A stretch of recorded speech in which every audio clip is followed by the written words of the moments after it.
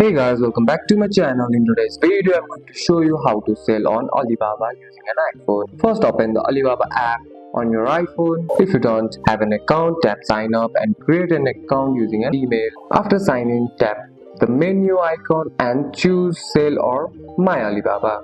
Alibaba is mainly for business sellers, so you may be asked to set up a seller account. Fill in your business name, country and contact details.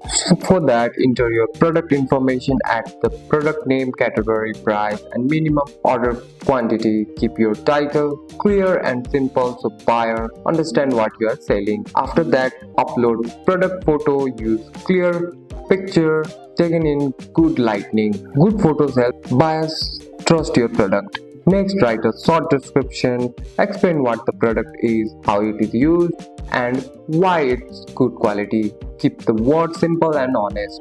Once everything looks good, tap submit to publish your product. And that's it. That's all for today's video, guys. If you found this video helpful, drop a like and subscribe for more videos. Thanks for watching. See you in the next one.